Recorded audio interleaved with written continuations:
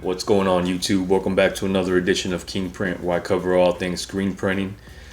This is a much requested video. Have a lot of people asking about this, how to do halftones. I'm gonna make this as simple as possible, so let's get right into it. Now, first of all, I got my image here. The first thing you're gonna wanna make sure is that your image is a good size. Right here, we're looking at, it looks like it's a 27 by 22. I'm gonna have to make this a little bit smaller. So we're gonna right click up here on this blue part. We're gonna go to image size. We're gonna change that. Make sure your resolution is a 300 dpi. And I'm gonna change it to a 10, and it automatically is gonna scale the bottom and the height. So it's gonna be a 10 by 12. It's a pretty good size.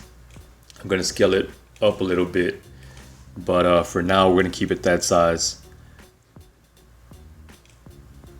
So I'm gonna go ahead and grab this crop tool here, and I'm gonna crop out these white parts here. All right, so we got that going. Now from here, what I'm gonna do, my background is locked. So I'm gonna double click on the background here and create a new layer. All that's gonna do is unlock that background. I'd like to mention that right now I'm working on Photoshop CS2.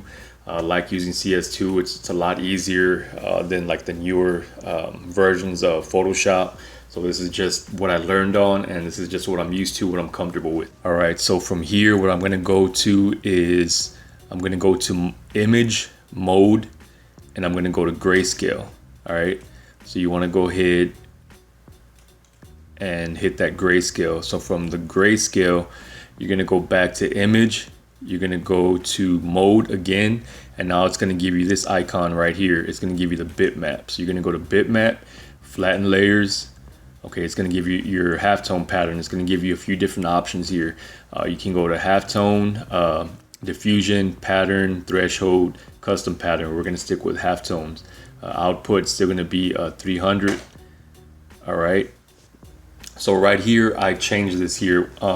Factory default is gonna be at 45. So you're gonna be at 45 up here and 45 down here. All right, let me just tell you this. If you go higher in your number, if you go, for example, like 60, 70, you're gonna get a lot finer detail, a lot more detail in your image. But the only downside on that is your halftones are gonna be a lot smaller. They're gonna be a lot tighter and closer together. So when you go to print and then you go to expose, a lot of times that image is gonna wash out because those halftones are so fine that you're not gonna get a good exposure. So I like going, you don't wanna go too low either because you're gonna distort your image. So I like staying right around 30. Okay, so you can change your shape right here from round, which are your circles, diamond, ellipse, line, square, and cross. So we're gonna stick with round. All right. So what that's gonna do, you probably can't see it there too well, but that's gonna change your pattern to halftone. Now, what do we need to do from here? Now from here, we're gonna go back to image. We're gonna change it from bitmap because bitmap is gonna keep it as index. So we're gonna go to grayscale. Okay. So what would happen right there, if you didn't change it from bitmap to grayscale, you wouldn't be able to grab any layers. You wouldn't be able to print. You wouldn't be able to do anything going further from here. All right. So from right here, I already have my template. So I'm going to right click down here. It's going to be my printing template, which already has my guides, my sizing, all this right here. So now what I'm gonna do, if your layer is locked, you're gonna double click, unlock that layer. Okay, now from here, you're gonna do one of two things. If you're printing on a light garment, you're gonna wanna grab your black. If you're printing on a dark garment, you're gonna wanna grab your white.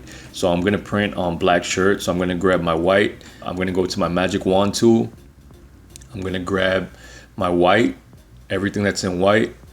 I'm gonna right click, layer via copy.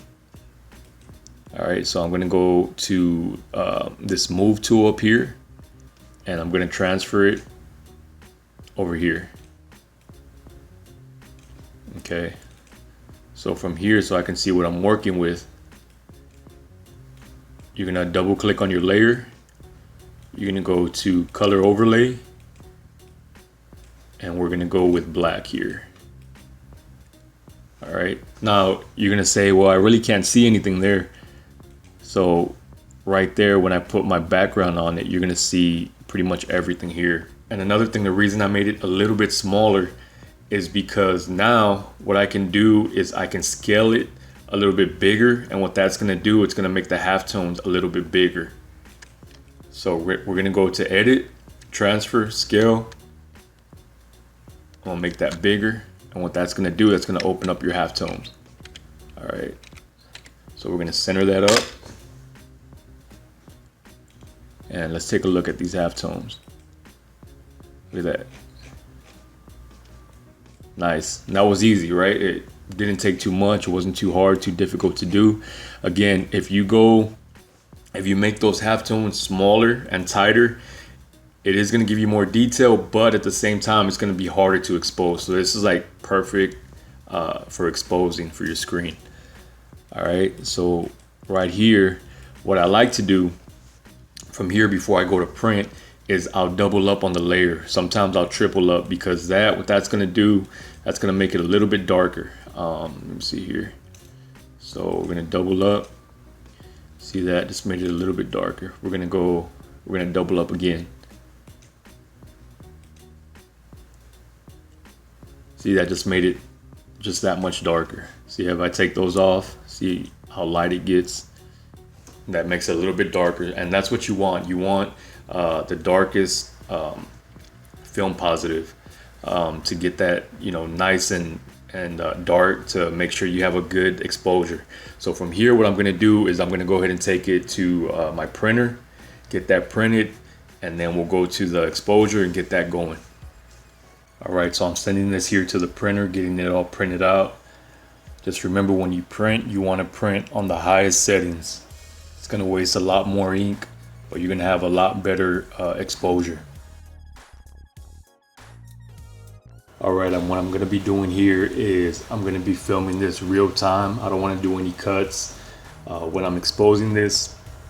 What I want to do is just show the time it takes me to actually expose this halftone. Feel free to fast forward, but I just really wanted to do this in real time.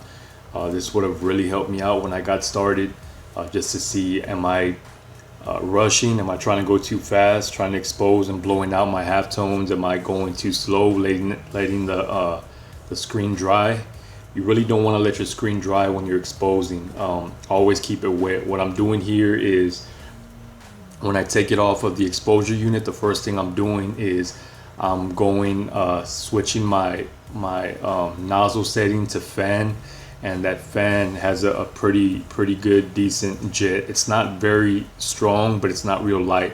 You want to hit it with the fan on both sides for a few seconds, just to get that nice and wet. And then what you're going to do is you're going to change your nozzle setting to mist or something just real light. What you want to do is just keep the screen wet. That's all you're trying to do right now, is just keep the screen wet.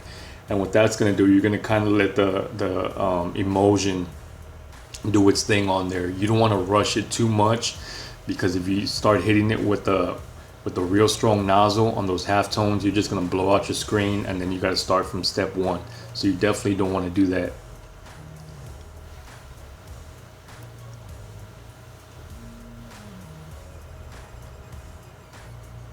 So all I'm doing is, when I see that it's kind of drying out, you just want to kind of hit it again with the mist. Just keep it wet.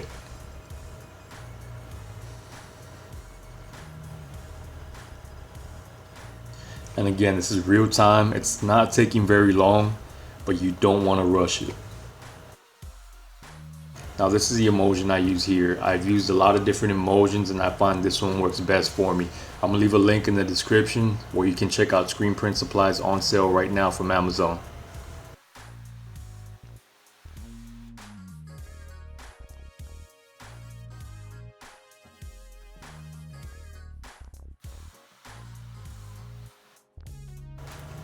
And then when it's ready to go, you just want to hit it with that mist, and just before you're done, just put it to the light, make sure that everything did get exposed correctly, and then you're off to the races. You're ready to go. And then there are times also that the mesh is so fine that you think something didn't expose and you keep on hitting it and it actually did expose. Now you blow it out. So on a piece that you think didn't expose, just hold it back up to the light, just make sure that it did expose. See, so right here it's exposed, and I'm just showing that to you how nicely it exposed. What I like doing from here, an extra step I do is I go ahead and I take it outside and I let it bake for a while in the sun. It kind of overexposes it a little bit more. What that does is it bakes the emulsion onto the screen. It gives the emulsion a harder bite onto the actual screen mesh. What that does is, for example, if you underexpose, if you go and you hit your first shirt, it's going to come out nice. But then you go to your second shirt, you're going to start seeing spots starting to blow out. And that's because you underexposed it, and there's really nothing for those little halftones to grab onto because you underexpose, and they just start blowing out through your run. So I like putting it outside in the sun. It kind of gives you that, you know, that extra layer of protection. It kind of bakes on there, gives it a little bit more bite, like I said, and you have no issue with your halftones blowing out. As you can see there, the first shirt looks pretty good. So from here, it's time to get to work and knock out this order. 70 shirt order, a few $100 profit, a few hours of work. Can't complain.